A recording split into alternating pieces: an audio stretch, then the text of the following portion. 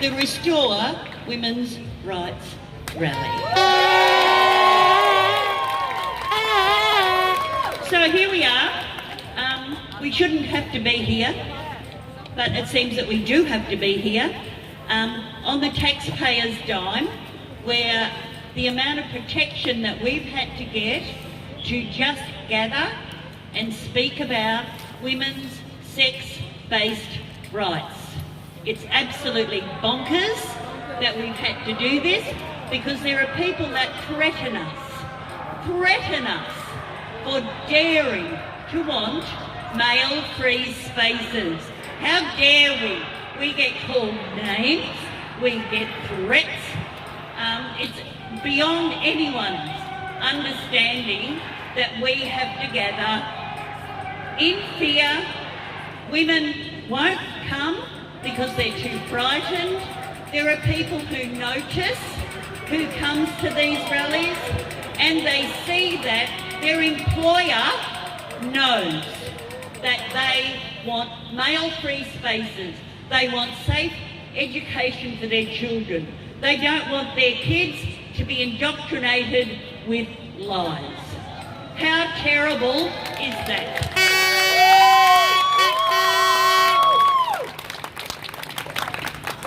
Okie dokie. So, let's get some people up here to speak about just how affected, because apparently none of this affects us. We're not allowed to have an opinion. No one asked us, but we are half of the population, and we've got no protections in law. And we've got Sal Grover, who has had to raise money. She's not protected by the government. She gets no government funding to protect her.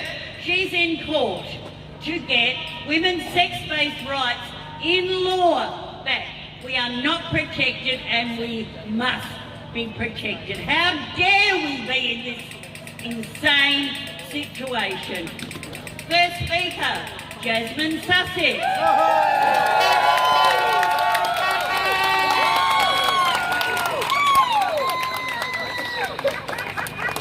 Hello, Shannon.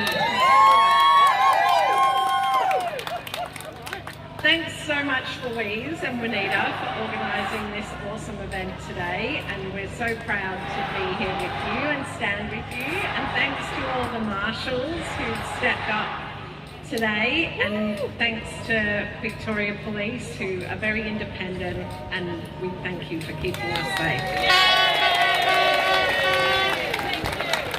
We're definitely winning. Just this week, we've had Queen Camilla with our special queen, Joanne Rowling, meeting together to confirm that it's not controversial what we know and what the English Supreme Court has confirmed, that women are adult human females. And we're all here in solidarity with our Australian turban queen, Sal Grover. Thanks, Sal. So I'm going to lean into the power of difficult women, and I encourage our Premier to do the same thing. It's a token of honour when people call you a witch. It is a misogynistic slur, but if you're using our power for good, then you can join with us. So I'm going to cast some spells today on some of the institutions of Victoria which have betrayed women, which should have known better because it was their job to protect us. So we're going to cast some spells, and you can join in with me. I'll tell you what we're casting spells for, and then we can pick which spells we're going to cast. I've got my wand. So it's going to be Expelliarmus, which is like throw away, you know. Obliviate, wipe their memories. Imperio, that's the more serious one. It is an unforgivable curse, but it's not criminal, don't worry, Big Bold. And then there's the Crucius curse, for the scummiest scabby scabs who betrayed us, and they should suffer and burn in hell, frankly. So, to start with, the last 3 women Attorney Generals in Victoria. At the current Sonia Kilkenny, boo! Not on you, Sonia, you're a disgrace. The previous, Jacqueline Symes, and Jill Hennessy. So, which spell should we cast on these 3 who've introduced all the disgusting laws that have stripped our rights and given men who say they're women more rights than actual women? So, I think it's the Crucius curse for these 3. Crucius! Okay, now respect Victoria. So for those of you who don't know, you probably all do, they're supposed to be part of our feminist architecture in this state. Their job is to primary prevention for women against male violence. In recent years, they've paired up with Zoe Bell Collective, which for those of you who don't know, is femme men who are supported by Respect Victoria, who are legislatively required to support women. But anyway, the Zoe Bell Collective have run a special program that's been touted all over this town of ours. Now, it's quite hard to get the language right, so it's for trans femmes to protect them from violence against cis men.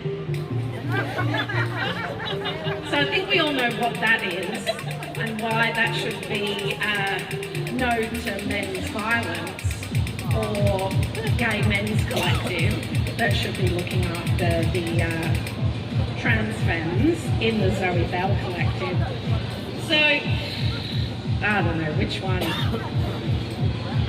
I think Imperio, it's a mind control spell, so we need to bring them out of the cult.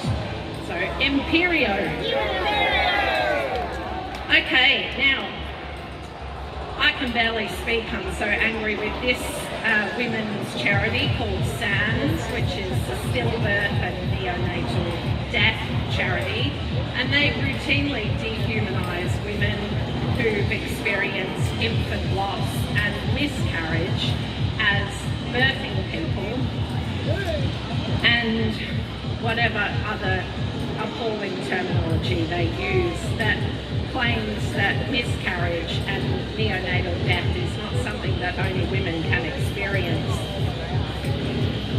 So pretty much I would say SANS, it needs to just die and come back to life.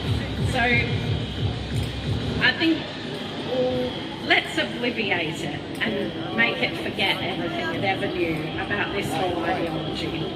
Obliviate! Yeah, all right, now the prick scabs up the road, Victorian Trades Hall Council, who in 2018-19 started running International Women's Day interference, where men who say they're women were given pride of place up the front of the rally to dictate to women who are actually women.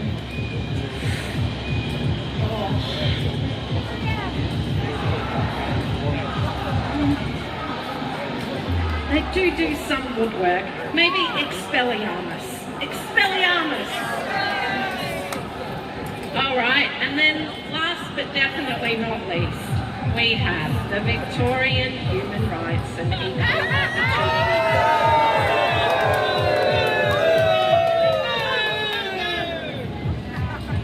I'm not sure what it says in the vilification legislation about what I say about this institution, but I won't be saying anything about any individuals within the institution. But yeah, they certainly don't know how human rights law works, because in Victoria we're all equal, and I'm pretty sure that one group's human rights claims don't get to cancel out another's. So, I think it's got to be the Crucius curse for the Victorian Human Rights and Equal Opportunity Commission. Crucius! Well, I feel much better, so thanks very much for helping me with that, and I look forward to hearing what everybody else has.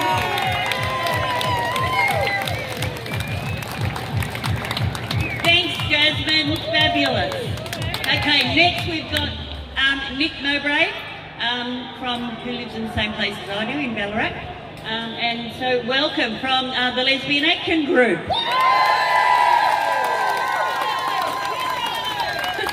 Thank you. The very first thing I want to say is a public thank you to our amazing legal team. Lee, Megan and Catherine. Without whom we wouldn't be where we got to in the federal court earlier this year. In 2026, the Lesbians of Australia can't exercise our right to freedom of association. No woman can, because single-sex spaces no longer exist in Australia. The Lesbians of Australia are in a 3-year court battle with the Australian Human Rights Commission for a single-sex exemption which they've denied us. The Lesbians of Australia should not have to take an Australian Government department to court in order to exercise our right to freedom of association. The government has told the Lesbians of Australia we must accept males at our social events and in our dating pool. They have forced on us without consent given. They have forced this on us without consent given. When women have something forced on them without consent given, that is rape culture. The Australian Government and the AHRC have zero respect for women, our boundaries and our right to say no. How can the government hope to do anything about the insane levels of violence against women in this country when the government themselves can't respect our boundaries and right to say no? Justice Mashinsky in our recent federal court case said the AHRC exemption guidelines are deficient. I'll say they're deficient. They're pretty well non-existent. The irony in all of this is that trans and queer people are able to have trans-only events. This year there have been 23 trans-only events in Victoria. We commend this. We'd just like to be afforded the same right to have our own lesbian rights. It doesn't mean we hate anyone, it means we want our boundaries respected. And not one exclusively lesbian or gay organisation has been given any Victorian LGBTIQ plus state government funding. Not one. Not one. Public records show we have been denied any funding going back to 2017. That's nearly 10 years of lesbian organisations being denied funding. Shameful. And you can guess where all that funding's going. Over there. Yeah, over there. Yeah. Finally, I'd like to thank all of you for your amazing support. We've had to crowdfund to pay our court fees, and your support, which has come from around the world, and your generosity has meant the world to us. Thank you.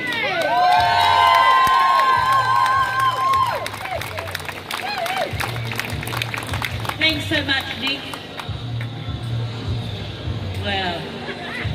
I tell you what, we just don't even understand how you can vote for same-sex marriage, and because, you know, that's homosexuality, and now homosexuality, it appears that that's transphobic. Make it make sense. Okay, our next speaker is my co-organiser, Juanita Morgan. Thank you. Hello, Melbourne! It is an honour and a privilege to be able to stand up here with all of you. Thank you all for coming. And as you can see, we are 100% safe, but we have to stand here and have all of this police and all of this protection for us to be able to say we don't want men in women's spaces. That is insane. It's 2026. It's supposed to be a time of progression, but for women it's been nothing but regressive. Our rights have been removed in law. We only have one right left in law, and that's the right to vote. In 1902, Australian women were the first to get the right to vote and stand in Parliament. Also in 1902, we got the first female-only toilets on the corner of Russell and Burke Street. Why, you ask? Because prior to that, we had to have the urinary leash. What's that, you say? It meant we could only leave our homes for as long as our bladder would hold on, because we had to go back home and go to the toilet. Well, 2013, what happened? Julia Gillard, the Labour Party, removed our sex-based rights to have female-only spaces. We don't exist in law anymore. Over time, our rights have been stripped away. We've had to beg and plead to get our rights throughout history, and now, once we got them, they then started reversing them. But what did they do? Did they do it loudly? No, they did it quietly and stealthily. In 2019, here in Victoria, Daniel Andrews, what a guy, removed our rights by introducing self-ID legislation. It was done behind closed doors, in secret. No women's groups were allowed to be at the table. Only men's groups were allowed at the table. So now, any man, all he has to do is say, I identify as a woman, and he has the legal right to walk in to any space that was designated for us. So that means the worst of the worst have the legal right to be in there. And now, because of Giggle v Tickle, our federal judges have said, basically, all men are legally women if they say they are. So therefore, our rights are gone. They don't exist. How come this is okay? Politicians, why are you refusing to give us our sex-based rights back? And more importantly, why did you take them away in the first place? We all know why. Because of men. At the end of the day, again, we are invisible in law. Again, we don't matter to the majority of our politicians.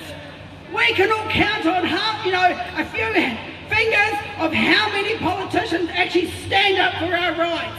The majority have stayed silent. A few of them are putting their heads up now going, oh, we'll talk about it now. But we're not invisible. And they have to remember that. We vote. So find who you want to stand for and stand behind them loudly.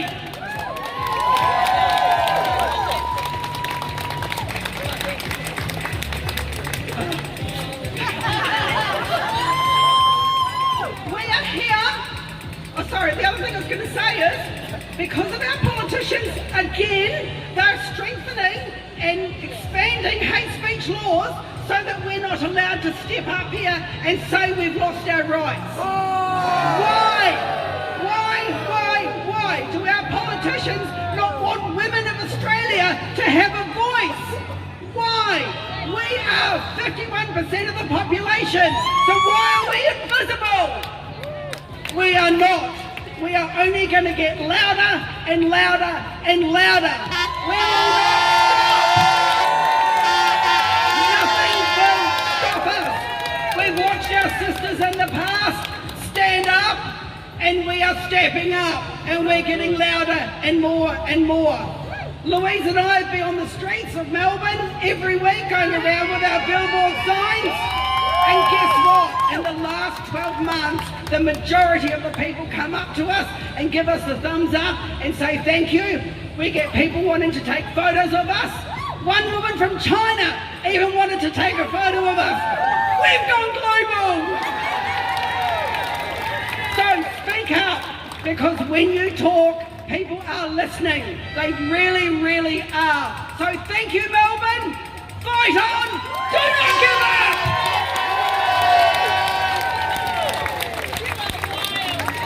Thank you, Anita. That was absolutely brilliant. And so just as a reminder, women are not a gender identity. We are a sex class, the sex class of female. No men are in the sex class of female, ever. before. What did she say? That was another time? It's a whole, I don't even, can't even remember how many years ago. Not that many. So, here we are, and our next speaker, thank you so much for someone who noticed, crazily, that there are a couple of fellas in a women's sports team. Noticed it, and the fellas got a bit upset about that. And as it also happens, just quickly, I found out in my town that in the girls' netball side, there's boys playing, and the girls have been told not to say anything. The parents have also been told not to say anything. The kids are waiting for the adults to fucking adult. Come on! Kira Lee Smith, everybody. Thank you so much. I am Kira Lee Smith and I stand in solidarity with Sal Grover. She's one of the few people in the world that actually understands exactly what I'm going through. But I also stand with Jasmine Sussex and Dr. Gillian Spencer and Dr. Andrew Amos and Drew Hutton and the countless other people that have been penalised for speaking a simple truth that men are not women. You know, once upon a time, slavery was lawful, but the law was wrong. Once upon a time, racism and apartheid were lawful, but the law was wrong. Today, in 2026, right here in Australia, it is lawful for men to say that they're women and identify as women, but that law is wrong.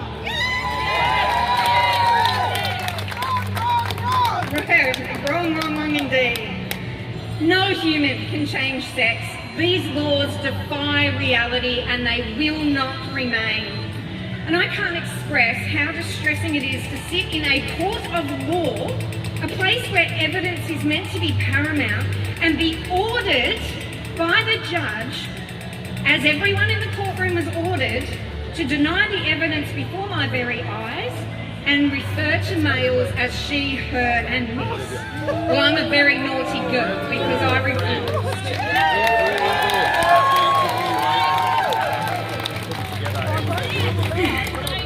I don't know, maybe the police need to be here because I'm under a 2-year apprehension of violence order for using an image posted in the public domain by the football club themselves.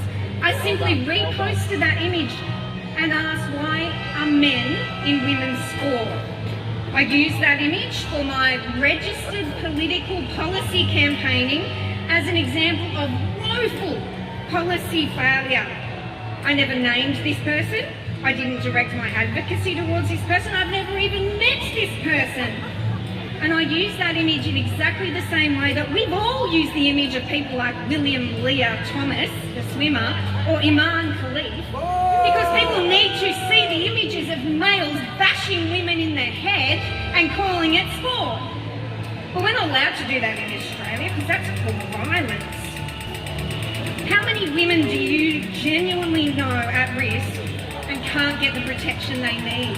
Because the police are all here today making sure that middle-aged, overweight females don't call men who wish they were women.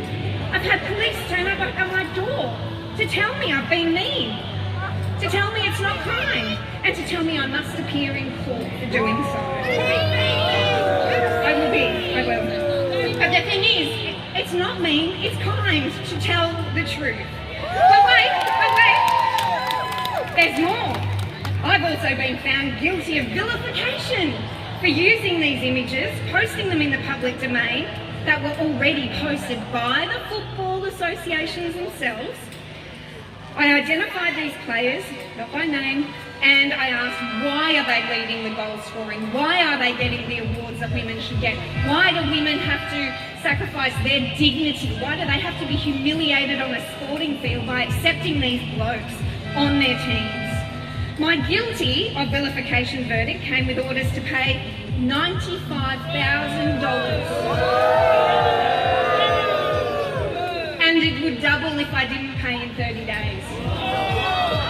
They're just making up the law as they go along, seriously. I I didn't pay, and I still haven't paid.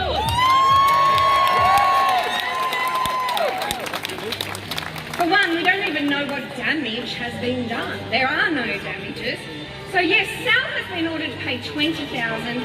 I've been ordered to pay 5 times that, maybe 10 times if it comes to it, at the end of the day. My case is currently before the Supreme Court in New South Wales. I have appealed it, and I will continue to do so. Because there's no mention or regard for the female athletes who have literally been damaged by violence.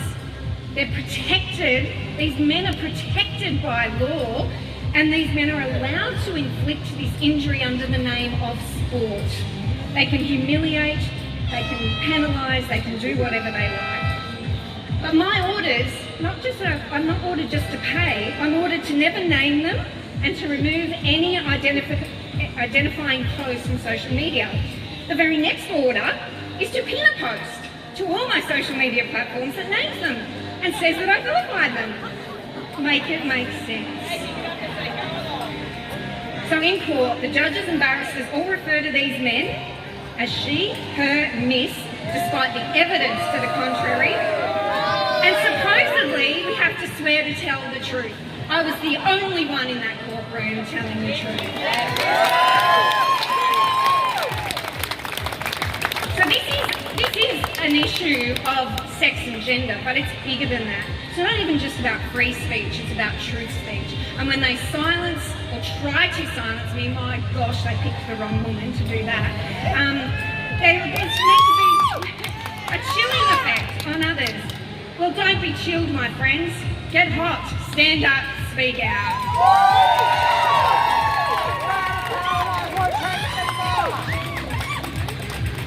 So I've been ordered to pay an extraordinary amount of money in damages, despite the fact there's no evidence of any harm being done, and that I've misgendered them. But in fact, they can't prove that I've done that because they are males. So they can't prove that I've misgendered them at all. In the meantime, males who wish they were women, who simply gaslight everyone into accepting them as women, enjoy protections in law that you and I can only dream about. The law is wrong, and the laws must be changed. And it's for Sal, and it's for Jasmine, and it's for the doctors, and it's for me, but it's for all of us. We're just here. And I believe we're doing what you would have done if you were put in that situation. Don't give in, don't surrender to the threats and lies. We are right, and one day, very soon, male and female will be defined in law again, and anyone who supported this nonsense will be relegated in history the same way the slave traders were. Thank you. Thank you so much, Vera Lee. Words. Our girls have now experienced from birth to, I can't think how old, mid-teens, of being told that they must step aside in sport, in all sorts of areas in their lives. They've got to step aside for a boy who has decided to identify as a girl. The girls have learnt that. They've learned that their rights come second. Their rights as girls come second. They have to step aside. They're learning a really big life lesson as they're growing up.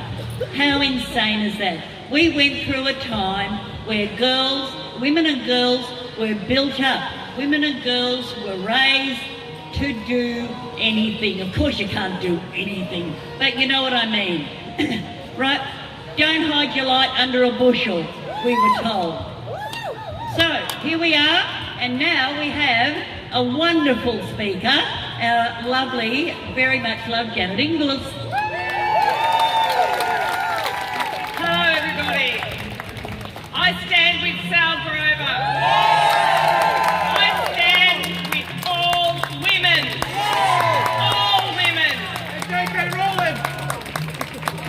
I love being a woman. I love being a woman so much that if I were a man, I'd want to be a woman too.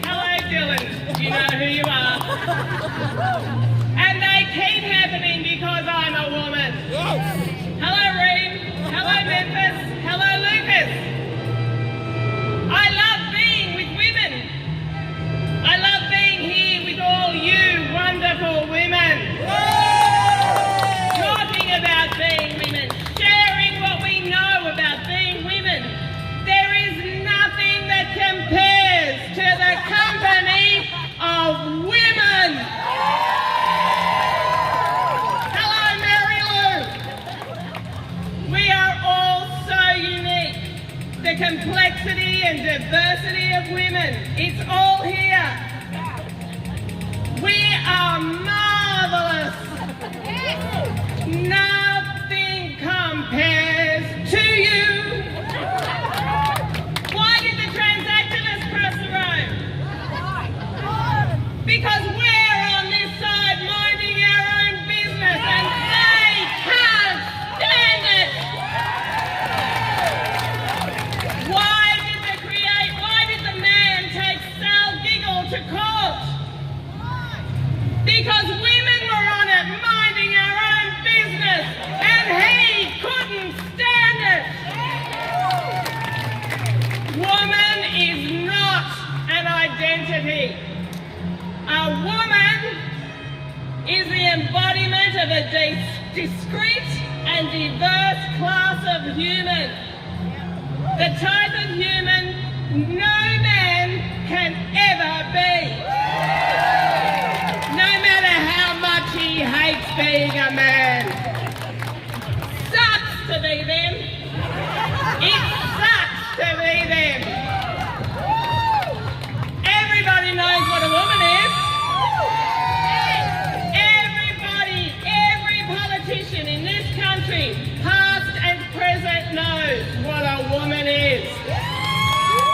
Julia Gillard has always known what a woman is. Tony Abbott knew it too. And we're the women they've been ignoring for decades. We're the ones who have been harassed, harangued, abused, threatened, assaulted, dragged through the courts and terrorised for knowing what a woman is. We're the women who recognise men, call them men and treat them as men. And we're the ones risking legal persecution every time we do it. Nobody needs a dictionary definition of woman. Just look at us. We're beautiful. We're the beautiful sex. We're the sex that needs legal protection. Men don't need our legal protections. And we're the sex that's saying no. Repeal the Gillard Amendment.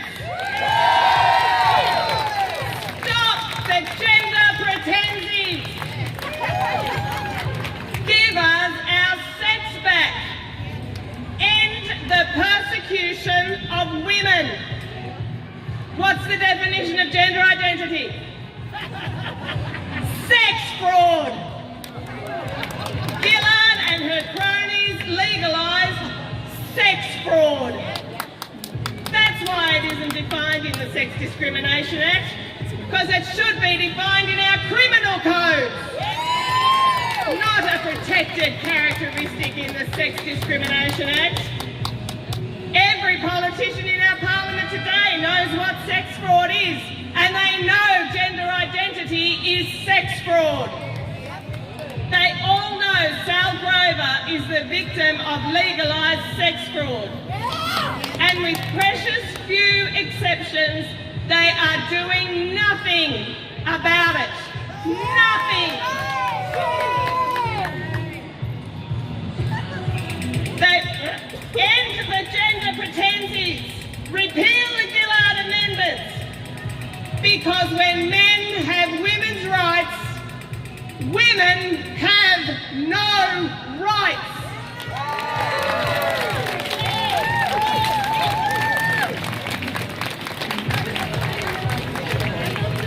Thank you so much, Janet. That was spectacular. And next we have Emma, who has a very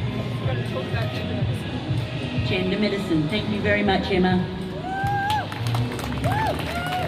Hello everyone. It's 2026. It is nearly 100 years since the first man tried to become a woman surgically, unsuccessfully.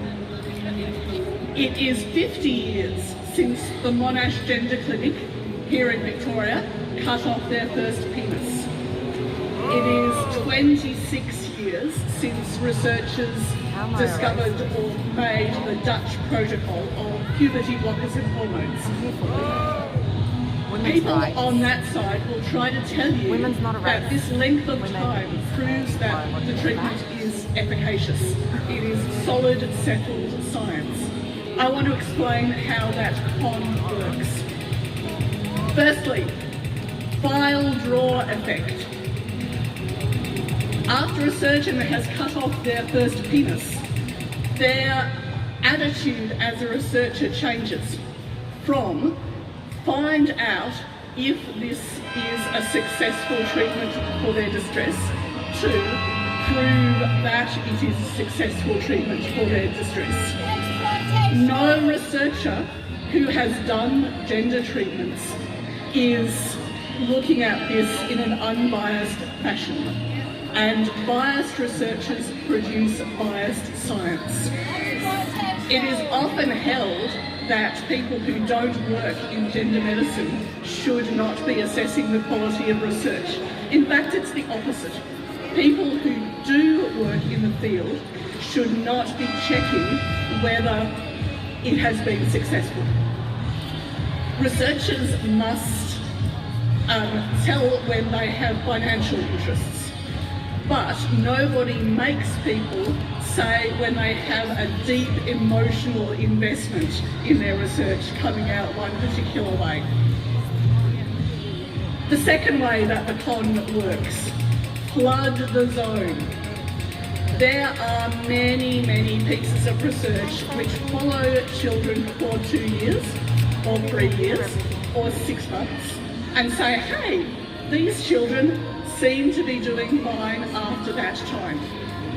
There is an invisible line that happens at about 7 years. After that point, nobody wants to follow any cohort of subjects of this treatment. There is almost nothing that is long-term follow-up. Why? Because if you want to prove that something works, then the best thing is research showing that it works, but the second best thing is no research showing the opposite. And the third way that this con works is that the science is chosen by politicians. People will tell you this paper is a good paper. It is representative of the science. But the good papers are all chosen so that they show the good politics. When people tell you that this is settled science, don't believe them. Science has been prostituted to politics, and we will not know what's really going on until we fix that. Thank you.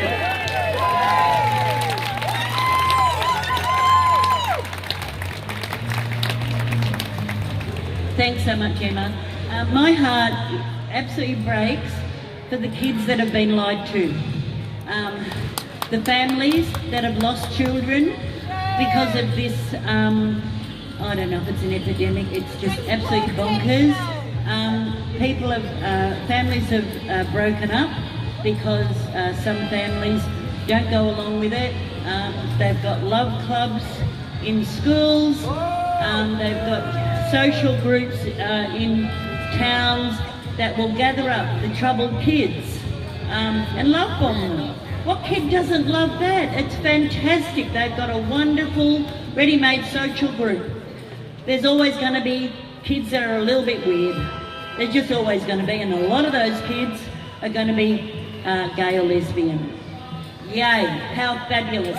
Sadly, that's not happening because all those kids are being told that they've got the wrong body and they need drugs and they need surgeries to fix them when there's nothing wrong with them. Okay, so thank you very, very much, Emma. And now we've got Drew Hutton, if you'd like to come up and speak.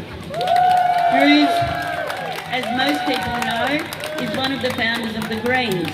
Sadly, the Greens have lost their way, and I don't know if anybody votes for the Greens anymore. But thanks very much, Drew.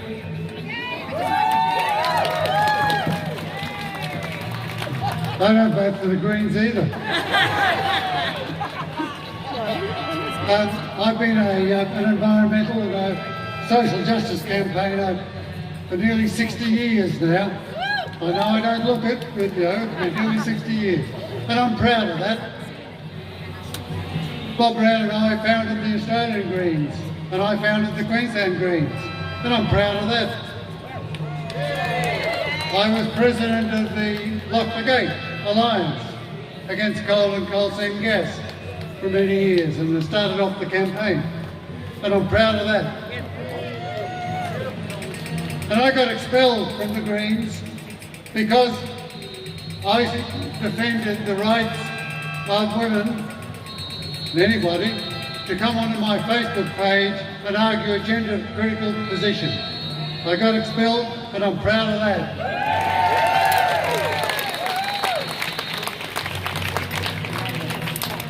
And I took them to court, and I made them give me my membership back. But after I got my membership back, I resigned, and I'm proud of that. And when I was with Lock the Gate, we had to start from scratch, really. The coal seam gas industry was going berserk. And I used to say to people that when our leaders fail us, ordinary people have to become heroes. And that happened in that campaign. And exactly the same thing is happening in this campaign. Because our leaders have failed us all along the line, from all the parties, especially the Greens. And ordinary people have stepped up. Ordinary people have come out of the community and been brave. Ordinary people have the courage. The Sal Grovers, the Gillian Spencers, the Andrew Amoses, the Kirralie Smiths, hundreds of women and men have stood up against this scourge, and they've shown courage, and that courage is catching. That's what's happening. People have seen brave people stand up, and they're going to do the same. And that's why we're going to win. Because for years, some women especially dug their heels in and said, no, we're not going to cop this. This is wrong. This is immoral. We're going to fight. Now, a commentator, media commentator in the United States quite a few years back, said to the heavyweight boxing champion, Mike Tyson, your opponent coming up in the next fight, he's got a plan. He's got a plan to beat you. And Tyson said, look, everybody's got a plan until they get a punch in the face. Well, that's what we're going to give them. They had a plan. They had a plan. They were going to take over the political parties. They were going to take over the NGOs. They were going to take over the professional associations. They were going to take over the regulatory bodies. And that plan is going to get a punch in the face. Thank you.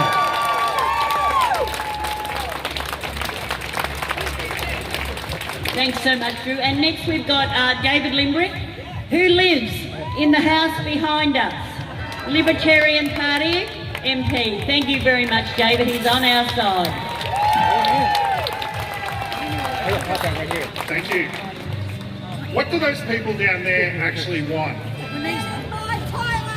They want actually to silence you. That's exactly what they're trying to do right now. When they're making all this noise, they want to silence you. They wanted to silence you back in 2023 at the Let Women Speak protest. They don't want the public to have this debate, because when the public has this debate, they know that you're right. But the media has been mostly cowardly about this. they don't want us to talk about it. They've been infiltrated and controlled by media councils, and many of these groups have infiltrated the media. But we have made progress, I'm happy to say. In 2023, I was determined to get something in the media because I'm very concerned about gender medicine for children. And I was desperate to get something in the mainstream media.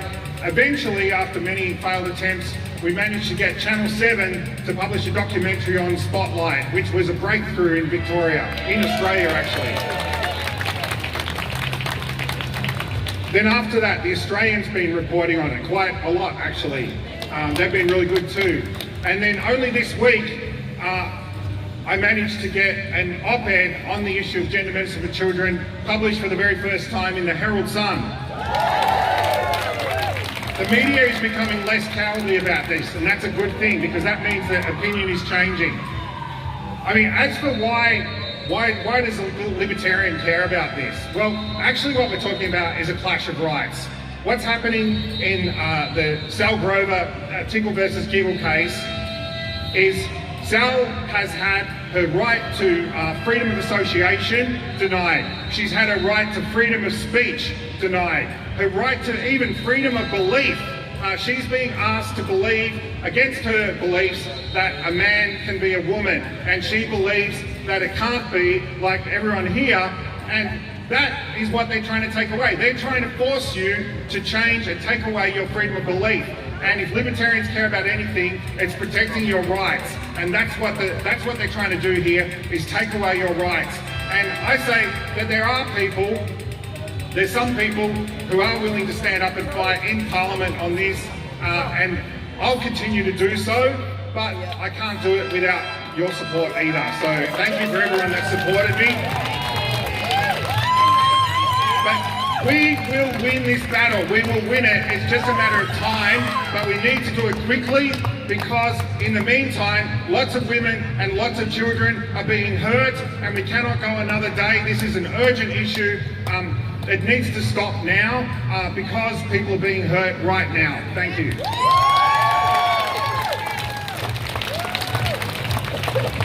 Thanks so much, David. Great to hear. Boy, we need some more politicians backing us, don't we? Speaking up for women. Wouldn't that be amazing? And our last speaker will be Julie Zako.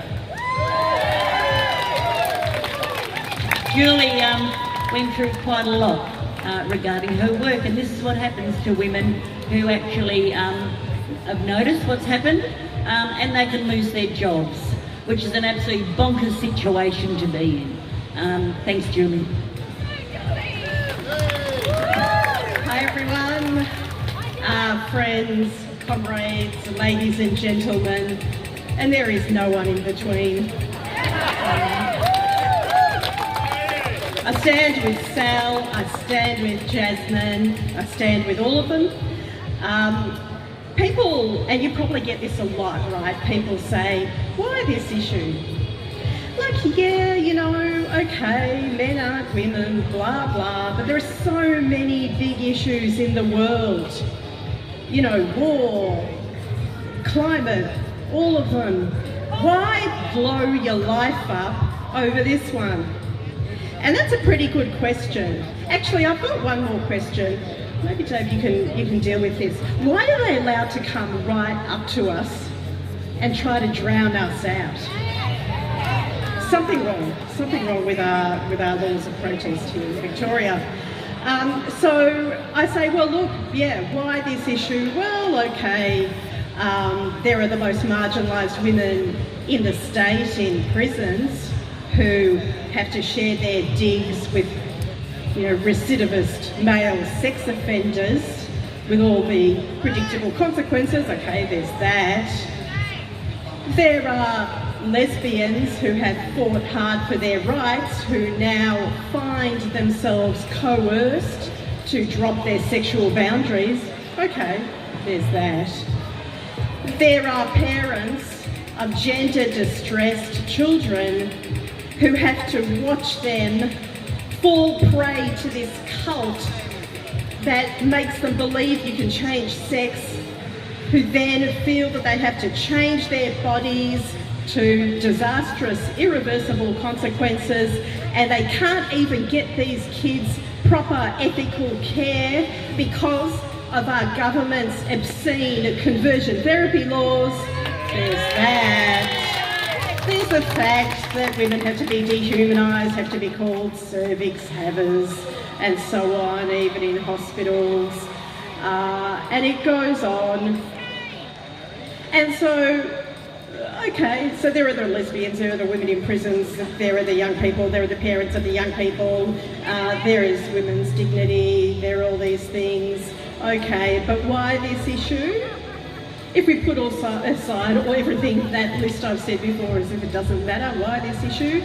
Because, and I think Sal put this pretty well in her recent speech in the UK, because truth matters.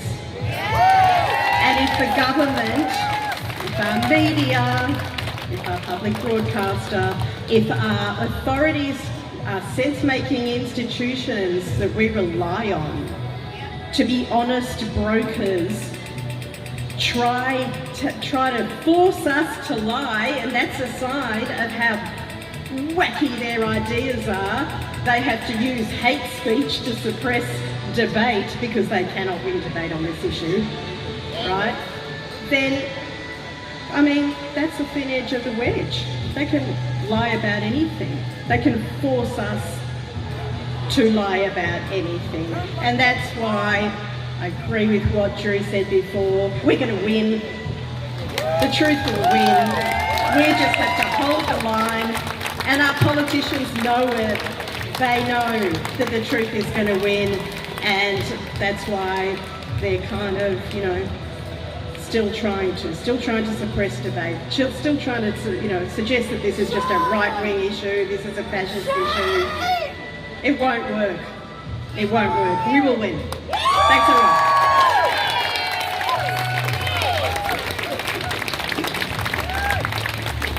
Thanks so much, Julie. Just as a by the way, men can't be lesbians. And for those, why do you say focused on people's genitals? Well, genitals are attached to people's sex-based bodies. That's why. Dickheads. We are at an end of a very successful rally. Thank you so much for coming. Oh, and we've got one more thing, but before that, I've said to a few people, we'll go out very quickly if we need to leave. We'll leave the area, right? We don't want to cause any issues for the police. They've asked us to move out, no hanging around having a bit of a yak and a catch up. If you can do that away from this area, that'd be fabulous. If you would like some company, if you're a bit nervous about walking out by yourself, just meet over by the wall here, right? And we'll walk out with you. All right, what? Well, is there anyone else that wants to have a talk? Absolutely, yeah, it's absolutely insane. Yep, taxpayers have paid for this. Sorry? You got something to say? Who? What? What's going on? Radio. That's it. What do you want to talk about? I've got something to say. Okay. Right. Okay, what time have we got? All right, sorry, no. Okay, we're finishing up now. Thanks very much, everybody. A brilliant, brilliant day.